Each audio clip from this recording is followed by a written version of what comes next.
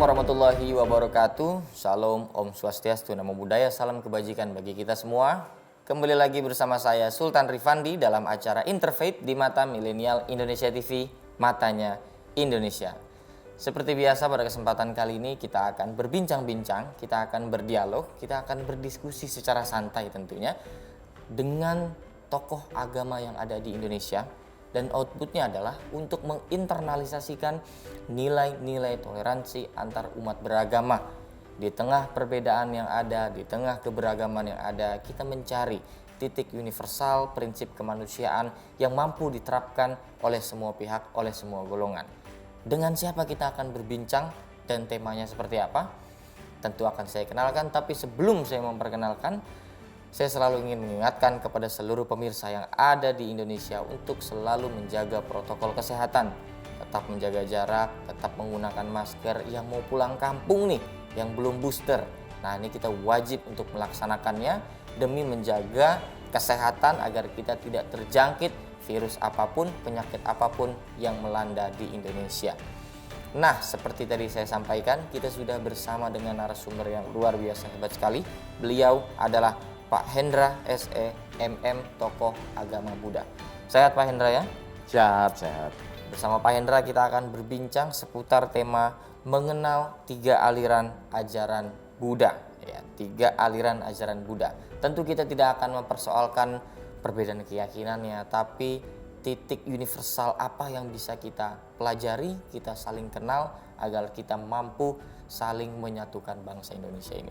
Pak Hendra, tapi sebelum kita masuk diskusi ke temanya, ini seperti biasa kita harus berkenalan dulu. Siap. Ini karena seluruh penonton MMI TV ini lintas daerah, lintas agama, jadi mungkin perlu dikenalkan aktivitasnya, latar belakangnya, kemudian kegiatan-kegiatan sosial kah, keagamaan kah, mungkin bisa diperkenalkan terlebih dahulu. Silakan Pak Hendra. Iya, baik Mas Sultan dan MMI TV, pemirsa dimanapun Anda berada, terima kasih saya sudah diundang di program acara ini. Saya nama Hendra. Sebetulnya profesi saya adalah sebagai seorang pengajar di salah satu universitas di perguruan tinggi di Tangerang. Dosen juga berarti Pak? Ya, kalau profesinya itu. Di lain daripada itu saya juga sebagai seorang wira swasta. Ya. Jadi teorinya di kampus sebagai dosen fakultas bisnis di salah satu universitas swasta di Tangerang. Kalau prakteknya saya buka toko. Ya, ada usaha lah kecil-kecilan di Tangerang. Kalau di kegiatan-kegiatan sosial saya biasalah ya, selalu yaitu bagian daripada hidup harus seimbang dengan melakukan kegiatan-kegiatan sosial. Ya macam-macam ya, bagi-bagi sembako, apalagi lagi COVID ya. Kalau lagi COVID biasanya saya bagi-bagi sembako lah, bagi-bagi face shield, bagi-bagi masker. Sampai akhirnya juga kena COVID juga, gara-gara bagi-bagi kali ya mungkin. Gitu ya. Karena kan yang namanya COVID kan kita nggak tahu ya. Betul. COVID itu adalah ada nama nggak ada rupa. Ya, jadi nggak tahu. Bisa dirasakan tapi nggak tahu wujudnya. Betul. Ya. Lalu di kegiatan keagamaan saya tergabung dalam salah satu majelis keagamaan Buddha di tempat tinggal saya di Tangerang. Menjadi sebagai calon pandita Buddha yang berumah tangga, calon rohaniwan Buddha yang berumah tangga. Kalau di Buddhis itu kan ada yang rohaniwan beragama yang berumah tangga, ada juga rohaniwan yang tidak berumah tangga seperti biku gitu ya. Di bidang kebudayaan saya kebetulan adalah penggiat penggiat tradisi budaya Tionghoa Peranakan Cina Benteng. Gitu. Saya juga membuat konten-konten kreatif edukasi di media sosial untuk memberikan edukasi tentang makna filosofis di balik tradisi budaya Tionghoa Peranakan Cina Benteng. Jangan lupa di follow, itu apa tuh namanya? Iya, Ana Project. Silakan di searching, dilongok-longok, dilihat-lihat ya. Dalam bidang kemasyarakatan, saya tergabung di dalam komunitas dialog lintas agama bersama dengan rekan-rekan pemuda lintas agama untuk menjalin dan merajut tali persatuan dan kesatuan dalam bingkai NKRI di Kota Tangerang. Jadi forum dialog lintas iman itu ya. Betul. betul. Kalau terkait riwayat keorganisasian kayaknya udah berpengalaman sekali ya. Pak Hendra. Apa ya, secara garis besarnya aja Oke, kali ya, secara karena garis besarnya udah aja. cukup banyak kalau disebutin. Nggak cukup, habis nih kayaknya. Iya, di dalam komunitas wihara saya pernah jadi pengurus, menjadi ketua di dalam satu organisasi wihara, ketua remaja, ketua pemuda wihara. Saya juga pernah jadi ketua pemuda Theravada Indonesia, salah satu organisasi kepemudaan Buddhis yang cukup besar di Indonesia, seprovinsi Banten. Saya pernah menjadi ketua sekarang saya mempunyai yayasan ya, namanya Mustika Nusantara Jaya, yang kalau disingkat adalah Manusaya, di mana bergerak di bidang pelayanan untuk para narapidana yang beragama Buddha. Dan kebetulan saya dengan teman-teman di yayasan, saya sebagai ketua dewan pembina berhasil membangun sebuah wihara tempat ibadah di LP yang ada di wilayah Tangerang, seperti di Rutan Jambe, di LP Wanita Tangerang, dan juga di LP Pemuda Tangerang. Kita membuat sarana ibadah buat rekan-rekan narapidana yang beragama Buddha di sana. Sampai sekarang, dan kami juga melakukan pelayanan rohani secara rutin setiap minggu. Cuma kemarin karena masa pandemik kita stop dulu, tapi mulai minggu ini kita sudah berjalan lagi. Oke, luar biasa. Gitu. Jadi memang riwayatnya sudah sangat berpengalaman sekali. Iya, dan Hikmah Budi juga, Mas. Hikmah Budi juga Hikmah Budi ya. itu adalah Himpunan Mahasiswa Buddhis Indonesia, dan kebetulan saya di situ sebagai penasehat di pengurus cabang Hikmah Budi Kota Tangerang. Oh, Gitu. iya. Nah, ini sesuai juga nih kalau kita mau belajar terkait ajaran Buddha ya, saling mengenal ya, terkait dengan 3 aliran ajaran Buddha itu kan Theravada, Mahayana, Vajrayana. Kalau di Buddhis itu biasanya V itu dibacanya W ya. Oh, jadi bacanya Theravada, Mahayana, Vajrayana. Seperti apa 3 aliran itu kita akan bahas di segmen berikutnya. Jangan kemana-mana, tetap saksikan Interfaith hanya di Mata Milenial Indonesia TV. Matanya Indonesia.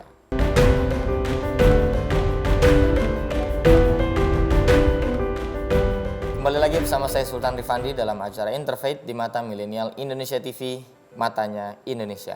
Masih bersama dengan Pak Hendra. Pak Hendra, tadi ada 3 aliran yang tadi kita sebelum break tadi Pak Hendra sampaikan ya. Sebelum kita kupas satu persatu, aliran ini yang dimaksudkan ini seperti apa? Mengapa ada 3 aliran ini dalam ajaran agama Buddha? Silakan Pak Hendra. Sebetulnya di dalam Buddhism sendiri ya, Buddha tidak mengajarkan perpecahan aliran sebetulnya. Ada aliran ini dulu ya Buddha gitu. Tapi seiring waktu berkembang berdasarkan dari pengalaman sejarah bahwa aliran-aliran itu terjadi akibat mungkin dari situasi dan kondisi pada saat itu. Dan juga tentunya adalah cara pandang. Dari semua aliran-aliran yang ada sebetulnya hakikatnya tetap sama, yaitu Buddha atau Buddhism. Kenapa dia bisa berkembang? Karena ada historicalnya. Karena perkembangannya itu menyebar kemana-mana, maka setiap aliran itu tentu beradaptasi, adapted ya dengan situasi dan lingkungan pada saat itu. Agama Buddha dengan aliran Theravada berkembang ke wilayah selatan, baik itu Sri Lanka, Thailand, Myanmar, Burma itu ya, sampai dengan ke Indonesia. Kalau aliran Mahayana berkembang ke wilayah Cina, Hong Kong, Taiwan, dan lain sebagainya. Ada wilayah-wilayahnya. Iya, kalau Tantrayana lebih menyebar ke wilayah utara seperti Tibet, Nepal, terus India Utara, Sikkim. Terus juga saya pernah juga ke daerah-daerah situ ya. Keliling dunia juga. Enggak juga, jadi saya kecil dan besar di Theravada. Tapi saya belajar Mahayana. Saya pernah mengikuti pesantren kilat Theravada. Saya pernah mengikuti pesantren kilat, kalau di Islam itu pesantren kilat ya, berkepala pelontos juga, secara Mahayana. Dan saya juga belajar Tantrayana sampai ke Sikkim, Darjeeling, ke Nepal. Jadi ya kalau tadi ditanyakan 3 aliran besar ini, saya punya pengalaman itu. begitu. Jadi tidak hanya satu saja ya Pak Hendranya sendiri. Paling tidak saya memiliki pengalaman di 3 aliran itu. Oke. Jadi aliran ini mungkin seperti apa? Pemahaman atau ajarannya atau seperti apa maksudnya nih? Pertama, aliran itu yang membedakan adalah tradisinya. Tradisinya. Tradisi pujanya, tradisi mantra doanya ya. Kalau yang Theravada dengan menggunakan bahasa Pali dalam tuntunan pujanya, Oke. kalau Mahayana dengan menggunakan bahasa Sanskrit dan Mandarin, Oke. sedangkan Tantrayana sebagian Sanskrit tapi juga sebagian adalah Tibetan. Tibetan itu dari segi apa namanya tradisinya, tradisi pujanya. Kalau dalam segi ajaran saya rasa hampir tidak ada bedanya, tetapi adalah satu kesatuan dalam kesepakatan bersama bahwa ajaran Buddha itu tetap sama, meyakini Buddha Gautama, meyakini hukum karma, meyakini punarbawa atau kelahiran kembali, meyakini bahwa Buddha Gautama sebagai guru besar, guru agung, Buddha, Dharma, dan Sangha dan lain sebagainya. Itu pasti semuanya sepakat. Cuma memang caranya, cara mempraktekannya itu memiliki cara pandang yang berbeda-beda. Oke. Agama Buddha, aliran Theravada lebih menekankan kepada apa, Mahayana terhadap apa, dan Tantrayana terhadap apa. Itu yang membedakan menurut saya sih. Oke. Nah kalau terkait dengan masuk ke dalam 3 aliran ini, apa yang membedakan secara spesifiknya dari ketiga aliran ini? Dari tokoh utamanya ya, sebagai tokoh pemukanya, kita bisa lihat misalnya identifikasi Mahayana dengan jubahnya seperti Shaolin ya, biksunya ya. Orange itu ya. Orange, kuning genteng, orange genteng ya. Batak merah gitu dalam jubahnya begitu ya. Lalu kalau yang Theravada itu dengan jubah saffron tanpa motif tanpa model gitu ya. Kalau yang Tantra itu yang merah marun seperti Dalai Lama dan segala macam. Dari situ kita bisa melihat dan menilai dan serta mengidentifikasikan. Oh ini yang membedakan dari tokoh agamanya. Dan yang berikutnya adalah perilaku ritualnya. Perilaku ritualnya itu ada perbedaan-perbedaan spesifik dan signifikan. Oke. Gitu. Jadi memang tokoh utamanya pun ya situ sudah memang berbeda di tiap aliran itu. Berbeda. Indra ya. Nah kalau terkait dengan termasuk ajaran-ajarannya juga, tata cara ibadahnya juga, apakah ada perbedaan-perbedaan tersendiri? Ya, seperti yang tadi saya katakan bahwa yang membedakan itu adalah lebih kepada tata cara ibadahnya saja. Tata cara ibadahnya. Tetapi ajaran-ajarannya tentu hampir semuanya sama. Karena begini ya Mas Sultan ya, yang perlu saya sampaikan bahwa ketiga aliran itu tidak bisa dipandang sebagai perbedaan dalam arti perpecahan. Tetapi mereka adalah satu kesatuan yang sinergitas. Ibaratnya kalau saya boleh umpamakan dan ibaratkan itu adalah sebuah rumah. Jadi Theravada itu ibarat fondasi, Mahayana itu temboknya, dan Tantrayana itu adalah atap atau gentengnya. Tentu sebuah rumah akan dianggap rumah apabila semua unsur itu terpenuhi. Betul. Tidak ada rumah tanpa atap, tidak ada rumah tanpa fondasi, tidak disebut rumah tanpa tembok. Jadi ketiga itu adalah merupakan satu kesatuan yang sinergi. Jadi tidak ada perbedaan yang signifikan tapi saling melengkapi. Bukan justru bentur-benturan ya Pak Hendra ya? Sejauh ini saya tidak pernah melihat bahwa dari 3 aliran besar di dalam agama Buddha itu terjadi benturan yang sehingga menyebabkan pertikaian atau permusuhan atau peperangan. Belum pernah saya melihat itu. Kalaupun terjadi perdebatan-perdebatan itu dalam ranah-ranah kontekstual edukasi atau dalam ranah-ranah intelektual saja. Seperti itu Mas. Kalau di Indonesia itu mayoritasnya dominannya apa tuh berarti? Saya tidak punya pegang data secara signifikan, tetapi memang 3 aliran ini cukup berkembang di beberapa wilayah. Untuk Theravada sendiri sudah cukup banyak, Mahayana juga sudah cukup banyak, dan Tantrayana juga sudah cukup banyak ya di berbagai daerah secara merata. Hampir di setiap wilayah itu ada 3 aliran besar ini. Cuma memang di satu wilayah ada yang dominan, mayoriti, ada yang minoriti, ya ada yang kecil, ada juga yang besar populasinya. Kalau saya misalnya, saya sebut misalnya di wilayah Kota Tangerang gitu, mungkin Theravada cukup besar ya, cukup banyak begitu yang aliran Theravada. Berarti kan memang bagi kita yang menonton yang awam ini mungkin agak sulit ini membeda-bedakannya nih, karena mungkin sebelumnya ada yang kita atributnya berbeda, kita panggilnya pun suhu Iya, atau bante. Nah iya, itu iya. bagaimana tuh kita mencirikannya, kita agar bisa mengenalnya lebih jauh. Kita akan bahas di segmen berikutnya, jangan kemana-mana, tetap saksikan Interfaith hanya di Mata Milenial Indonesia TV, matanya Indonesia.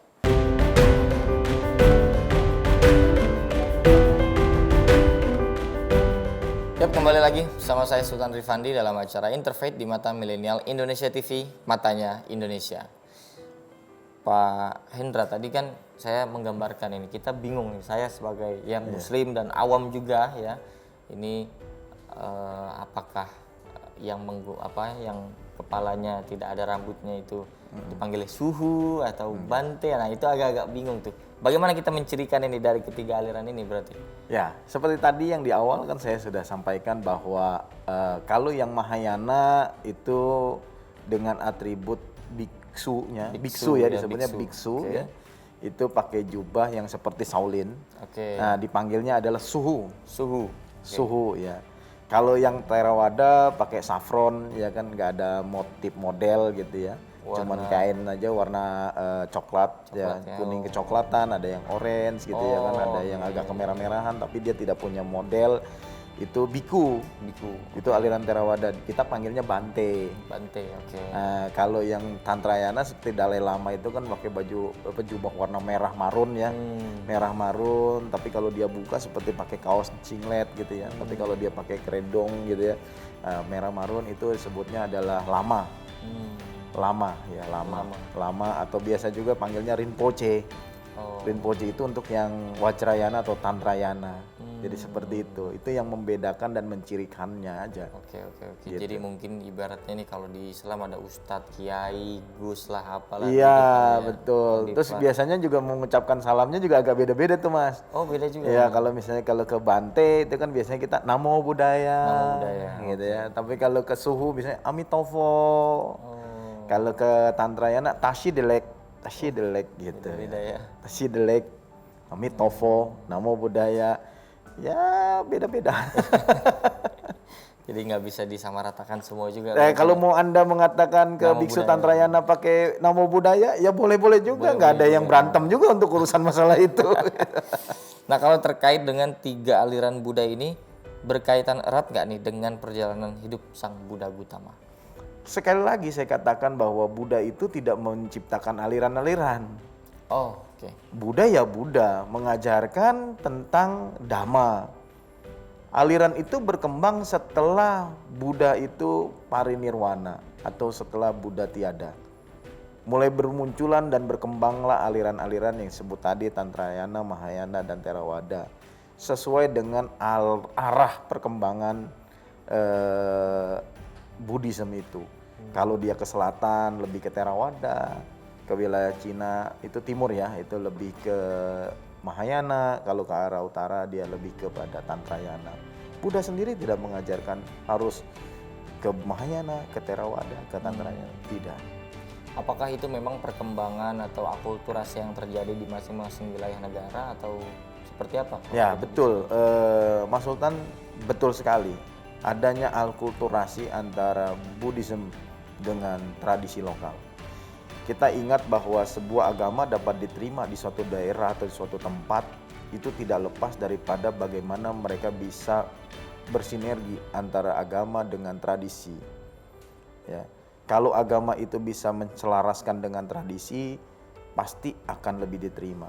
Karena setiap orang yang berada di satu wilayah itu pasti lebih dulu memegang adat istiadat dan tradisinya. Pasti. Yang biasa kita sebut dengan budaya. Nah, kalau suatu agama berada di dalam satu daerah itu, tentu tidak bisa lepas daripada yang namanya tradisi dan budaya. Nah, kalau agama itu bisa menyelaraskan dengan tradisi dan agama, tradisi dan budaya yang ada di wilayah itu, mensinkroniskan, mensinergikan, maka dia bisa diterima. Oke. Nah, aliran Theravada, Mahayana, Tantrayana tidak lepas daripada akulturasi tadi. Begitu, Mas. Kalau dalam konteks Indonesia itu bagaimana Pak Hendra tuh? Saya agak kepo juga. kelahiran atau perjalanan dari agama Buddha yang bisa sampai di Indonesia gitu ya, itu bagaimana cerita sederhananya lah, kalau itu kan panjang sekali kalau ceritakan semuanya. Dalam ilmu sejarah kita mengenal ada yang disebut dengan no data, no history. No data, no history. Oke. Tiada sejarah tanpa data. Oke. Oke. Ada satu data yang tertulis melalui catatan dari seorang musafir Cina yang bernama Itsing jauh sebelum negara Indonesia ini terbentuk, masa zaman kerajaan. Kerajaan. Ya, Oke. sekitar abad ke-8 mungkin. Abad ke-7, 8. Di dalam catatan Itsing mengatakan bahwa di Nusantara ini, kita nggak sebut Indonesia karena Indonesia baru ada 1900 sekian, ya 1945, diawali 1928 sebenarnya di Sumpah Pemuda, ya sudah ada kata Indonesia kan begitu. Nah, jauh sebelum itu boleh kita sebut dengan Nusantara, bahwa di bumi Nusantara menurut catatan musafir Cina, seorang pendeta Buddha atau biksu yang bernama Itsing dari negeri Tiongkok, bahwa agama Buddha sudah berkembang di Nusantara ini.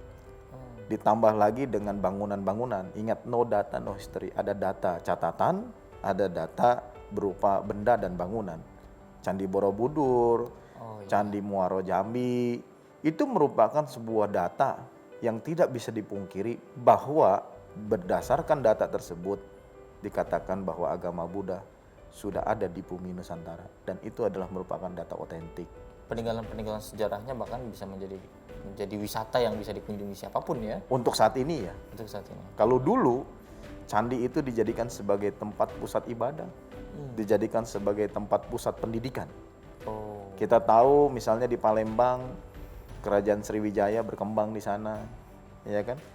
Dan bagi para pelajar, kita tahu ya Mas, di zaman dahulu ada sebuah universitas yang sangat besar.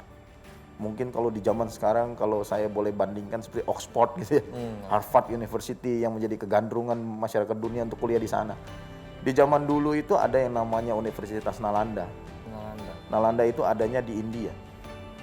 Dan banyak sekali orang-orang dari negeri Cina dan bahkan di negeri Cina itu kuliah di sana.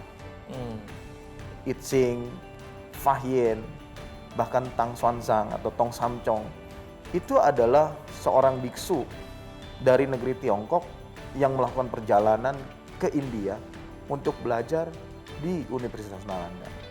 Dan menjadi satu tradisi pada saat itu menurut catatan sejarah bahwa orang-orang yang mau kuliah atau mau belajar di Nalanda pada zaman itu singgah dulu di Nusantara ini, terutama adalah di daerah Sriwijaya. Untuk apa? Untuk mempelajari bahasa Sanskerta. Karena bahasa Sanskerta itu adalah turunan daripada bahasa Pali yang dijadikan bahasa pengantar di Nalanda pada zaman itu. Jadi untuk melancarkan bahasa, istilahnya belajar bahasanya lebih banyak di Nusantara ini. Di Nusantara ya. Dan ada satu catatan di mana di Nusantara ini pada abad ke-10, 9-10, itu ada seorang guru besar, bapak bangsa pada zaman itu yang disebut dengan Suwarnadipa Dharmakirti atau Dharmakirti Suwarnadipa. Beliau adalah sebagai tokoh besar, guru agama besar, di mana ada seorang pelajar dari daerah India kuliah, belajar kepada guru besar ini yang bernama Atisa Dipangkara. Dan setelah belajar di India dan juga di Nusantara ini, beliau pergi ke negeri Tibet dan menyebarkan agama Buddha dengan aliran Tantrayana di sana. Belajarnya ya di Nusantara. Berarti memang posisi Indonesia hari ini yang kita kenal itu tidak bisa dilepas dari penyebaran yang ada di dunia juga ya. Betul. Agama Buddha. Agama Buddha menyebar ke seluruh dunia tidak lepas daripada peranan nenek moyang Nusantara sampai dengan ke negeri Tibet yang tadi saya ceritakan itu. Tentu bukan Tibet yang Tebet. Ini Tebet. Ini Tebet. Deket sini Tibet, itu. Iya. Oke, nah kalau terkait dengan Tripitaka menjadi kitab suci dalam agama Buddha, Pak Hendra ya. Apakah memang ada perbedaan secara kitab suci dalam 3 aliran agama Buddha tersebut? Kita akan jawab di segmen berikutnya. Jangan kemana-mana, tetap saksikan Interfaith hanya di Mata Milenial Indonesia TV, matanya Indonesia.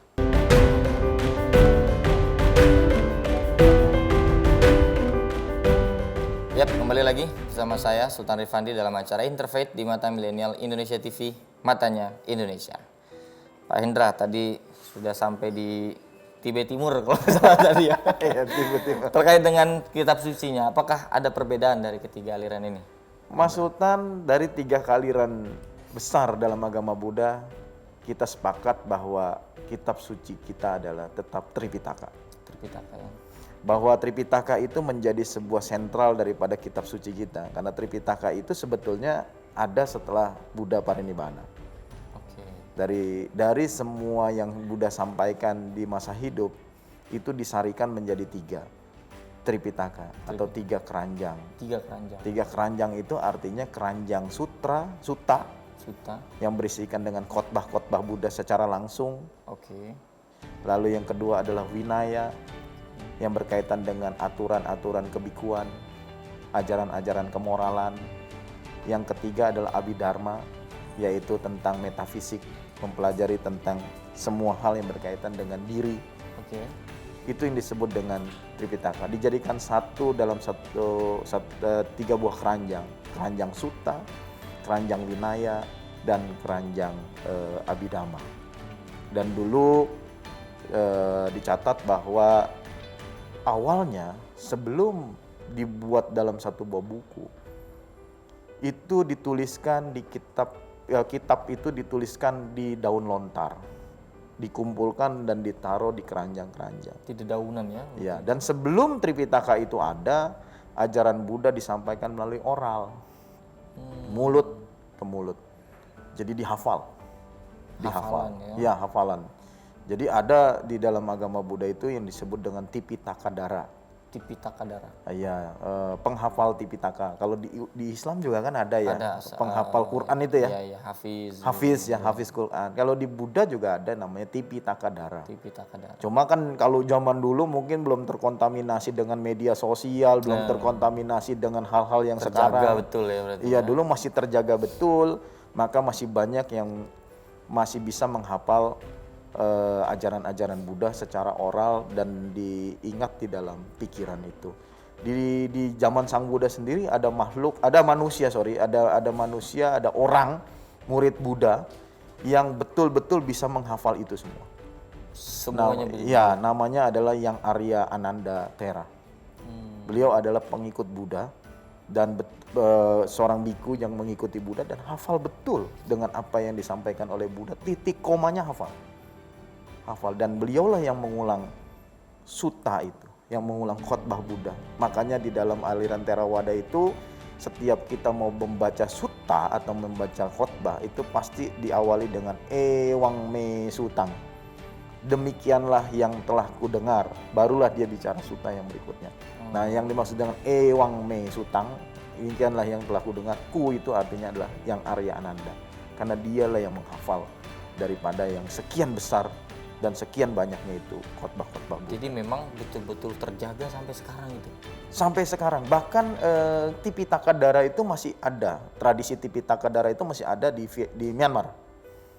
Di Myanmar, yang betul-betul menghafal di luar kepala itu. Itu kalau dihafal dan diuncarkan itu bisa berbulan-bulan itu. Betul. Karena banyak sekali. Literasinya sangat banyak sekali. Khotbah Buddha itu ada khotbah yang panjang, ada khotbah yang pendek atau singkat, dan itu semua dihafal. Luar biasa itu. Kalau di Islam itu kan ada wahyu Tuhan ya sampai kepada Nabi ya di Islam, kemudian terus silsilahnya terjaga sampai sekarang. Mungkin seperti itu kira-kira kerangkanya kali Pak Hendra. Betul, kurang lebihnya demikian. Gitu, Mas. Tidak ada yang berubah sedikit pun sampai sekarang. Bukan berubah, tetapi mungkin ada yang disebut dengan kalau kata-kata itu tafsir ya. Kalau di Islam juga kan ada tafsir ya. Tetapi literasi kitab suci Tripitaka yang ditafsirkan itu tidak sembarangan mentafsirkan.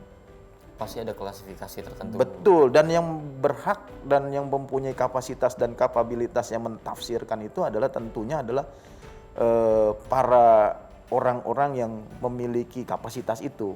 seperti biku-biku yang memang berpengaruh, yang memang terpelajar.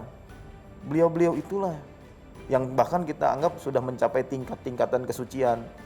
Beliau-beliau itulah yang mempunyai kapasitas untuk memberikan tafsir terhadap Tipitaka atau Tripitaka itu.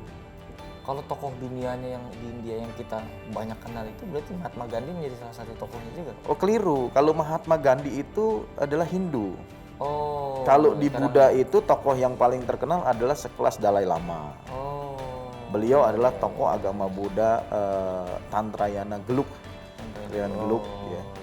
Kalau di Vietnam itu ada Thich Nhat Hanh. Jadi memang agak tipis juga ya Buddha, Hindu ya. Ya karena memang agama Buddha kan berkembang di India, di mana di India pada saat itu lebih dominan adalah Hindu.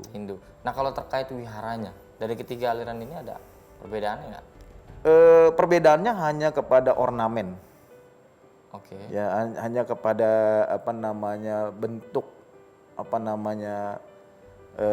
ya ornamen saja. Kalau style ya, lebih kepada style ya. Theravada itu stylenya lebih ke Thailand. Kalau kita lebih signifikannya ngelihat ke altarnya. Altarnya kalau Theravada itu hanya ada altar Buddha. Dengan rupang atau patung Buddha, tok gitu ya. Kalau Mahayana ada beberapa dewa-dewa misalnya begitu. Kalau Tantrayana ada beberapa bodhisattva atau figur-figur biku-biku yang biku besar yang dianggap suci, atau yang disucikan altarnya gitu. Itu beda saja. Itu stylenya aja gitu. Nah kalau dalam Mahayana sendiri ini kan memang ada dua aliran Buddhism yang paling populer. Apa saja itu kira-kira? Yang Mahayana. Sebenarnya Mahayana sendiri terbagi beberapa aliran besar ya. Di Mahayananya ya. Jadi sebenarnya kalau bicara aliran itu, kalau tadi dikatakan 3 aliran dalam agama Buddha, lebih tepatnya adalah 3 aliran besar dalam agama Buddha. Oke, 3 aliran besar. Iya, karena ke bawahnya nanti akan ada lagi aliran-aliran lain ya. Tentu tetap sebenarnya hakikatnya sama. Di Mahayana banyak ya, ada lebih dari 2 ya. Ada aliran Sukawati Sutta, aliran Surga Sukawati, ada aliran Zen, ada aliran macam-macam ya. Ada banyak sekali ya aliran-aliran itu. Yang mungkin yang besar itu adalah aliran Zen dengan aliran Sukawati. Kalau aliran Zen itu lebih menekankan seperti yang saya cerita bahwa Zen itu lebih mengedepankan dengan nilai-nilai filosofi sederhana. Seperti saya sampaikan misalnya aliran Zen itu kayak kalau Anda mau makan, makanlah. Kisah-kisah seperti itu. Iya, Anda mau minum, minumlah. Artinya apa? Kadang orang makan tapi sejatinya dia tidak makan. Orang minum sejatinya dia tidak minum. Karena apa? Kadang dia makan sambil ngobrol. Kadang dia makan sambil main handphone. Artinya dia tidak bisa mensinergikan antara pikiran, ucapan dan perbuatan. Maka walaupun kalimatnya sederhana dalam Zen itu dia katakan bahwa kalau mau makan, makanlah. Sesungguhnya dia tidak makan. Kebanyakan manusia dia tidak makan yang sesungguhnya. Begitu. Jalan pun demikian. Ada orang jalan sambil ngelamun, ada orang jalan sambil main handphone. Jadi dia tidak jalan, pikirannya tidak jalan. Matanya mungkin dia tidak jalan, kakinya saja dia yang jalan. Gitu. Nah kalau terkait berarti dengan 3 aliran besar yang tadi diumpamakan seperti ada fondasi rumahnya, ada segala macamnya itu, inti dari ajaran ketiga aliran besar ini yang memang kalau kita kaitkan ini mampu menjaga kerukunan umat beragama, ini apa yang bisa kita maknai, Pak Hendra? Kita akan jawab di segmen berikutnya, jangan kemana-mana, tetap saksikan Interfaith hanya di Mata Milenial Indonesia TV, matanya Indonesia.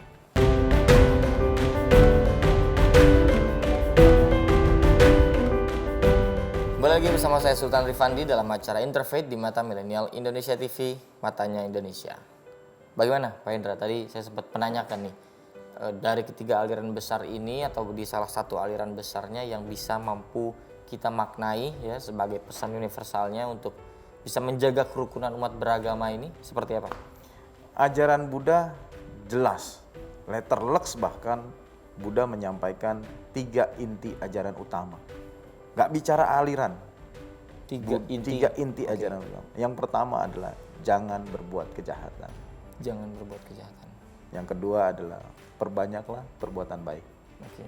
Yang ketiga adalah sucikan hati dan pikiran. Itulah ajaran agama Buddha.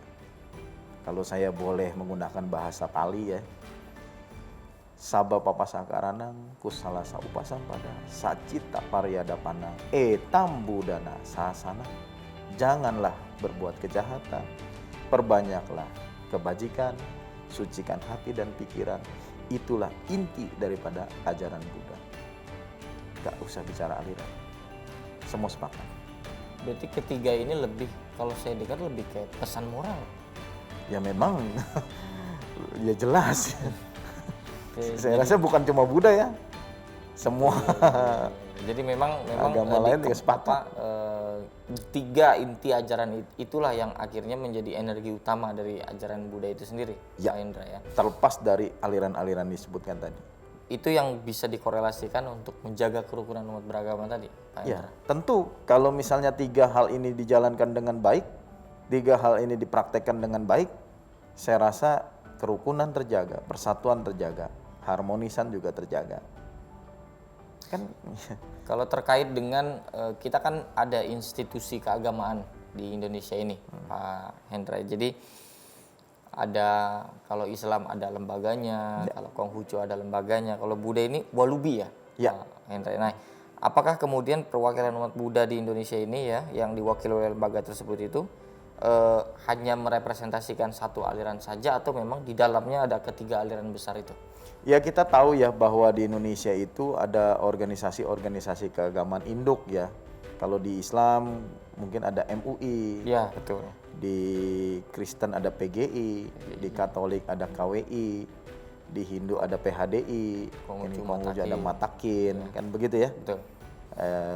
Di Buddha ya Walubi. Walubi sendiri adalah induk organisasi agama Buddha yang berkembang di Indonesia, dan tentunya tidak terikat dengan satu aliran. Karena di dalam Walubi itu ya ada Tantrayana, ada Mahayana, dan ada Theravada. Itu semua diakomodir di dalam sebuah wadah yang bernama Walubi. Walubi. Begitu. Nah, kalau terkait dengan sama seperti institusi keagamaan lainnya, kira-kira menjaga apakah hanya mengurusi administrasi saja atau memang program-program utama nasional yang memang dilaksanakan tiap tahunnya itu ada, Pak Indra? Iya, Walubi sendiri sebagai induk organisasi agama dari berbagai aliran agama Buddha itu menjadi sebuah wadah untuk menjalin keharmonisan antar aliran dan antar organisasi. Karena yang namanya sebuah organisasi yang terdiri dari berbagai macam kepala kan Banyak sekali. Pemikiran-pemikiran. Nah, Walubi ini adalah sebagai wadah pemersatu. Walubi inilah sebagai wadah menjaga harmonisan di antara semua aliran-aliran agama Buddha yang ada di Indonesia. Dengan program-programnya, seperti misalnya ada Waisak Nasional. Waisak Nasional. Ya, kalau Waisak Nasional itu kan walaupun masing-masing aliran punya versi dan tata ibadatnya sendiri, sendiri gitu, tapi oleh Walubi dijadikan satu dan difasilitasin. Misalnya mereka mengadakan Waisak di Candi Borobudur, ada altar dengan versi Mahayana, ada altar versi Theravada, ada altar versi Tantrayana, semua diakomodir. Semua dibagi-bagi segmen, dibagi dengan porsi yang sama, yang adil, dan masing-masing bisa beribadat nyaman di bulan Wesak dengan tradisinya masing-masing. Oke, jadi memang orkestrasinya ini dari Walubi itu sendiri ya? Jelas. Ya. Kalau terkait dengan acara yang memang betul-betul dirangkai, dirangkum dari ketiga aliran besar ini menjadi satu acara tertentu, ada nggak tuh kira-kira? Iya, biasanya Walubi ya. Kalau Walubi biasanya di Waisak itu kompleks ya. Kegiatannya tuh menjadi satu rangkaian. Oke. Bukan hanya ritual puja yang menjadi puncak acara di Candi Borobudur. Kita tahu sekarang pemerintah mencantangkan Candi Borobudur bukan hanya sebagai tempat wisata, tetapi juga sebagai tempat pusat ibadah agama Buddha dari dunia loh. Sedunia. Seluruh negara. Ya, ini sudah mulai ini pemerintah mencanangkan Candi Borobudur sebagai pusat ibadah agama Buddha dunia. Itu dipusatkan di Candi Borobudur. Nah, setiap Waisak Walubi itu melaksanakan kegiatan Waisak itu dengan rangkaian-rangkaian aksi-aksi sosial kemanusiaan.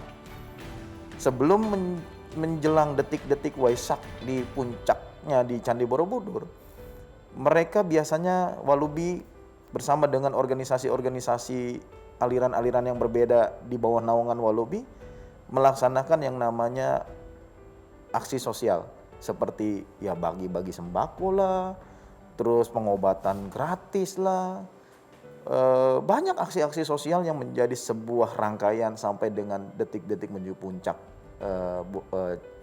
Waisak di Candi Borobudur. Dan saya rasa itu menjadi bagian daripada pengejawantahan atau praktek daripada ajaran Buddha, bahwa kita harus melaksanakan nilai-nilai cinta kasih yang universal melalui aksi-aksi sosial. Bukan hanya ritual keagamannya saja yang kita tampilkan, tetapi juga aksi-aksi sosial kemanusiaan. Yang berdampak dan kebermanfaatan tadi ya. Pastinya. Itu kan berarti terakhir ini ya Pak ya, terkait dengan artinya di satu agama itu pun tidak luput bahwa tetap akan ada perbedaan-perbedaan juga di dalamnya. Termasuk ya 3 aliran besar, ada aliran lagi. Termasuk di Islam pun demikian, ada mazhab A, mazhab B, ada aliran dan lain-lain sebagainya. Nah ini kan artinya bahwa dimanapun tempatnya, apapun agamanya pasti ada perbedaan. Nah pesan mungkin terakhir nih untuk seluruh pemirsa, apa yang harus kita lakukan agar memang dari setiap segala perbedaan kita ketemu ini, kita tidak menjadi pribadi yang eksklusif, menutup, serta anti terhadap perbedaan tersebut. Silakan Pak Hendra. Iya baik, melalui momen ini, melalui forum ini, kita membahas tentang aliran-aliran yang ada di dalam agama Buddha itu, mungkin kita melihat itu sebagai sebuah perbedaan. Tetapi kalau kita memahami sejarah daripada berdirinya aliran-aliran itu sampai sekarang itu tidak lepas daripada alkulturasi dengan nilai-nilai tradisi dan budaya setempat, agama Buddha bisa berkembang di situ. Nah, untuk itu kita sebagai umat Buddha tidak harus juga terkotak-kotakan dengan aliran-aliran tersebut. Karena sejatinya Buddha itu hanya satu, yaitu ajaran Buddha, bukan ajaran Mahayana, bukan ajaran Tantra, bukan ajaran Theravada, tetapi adalah ajaran Buddha.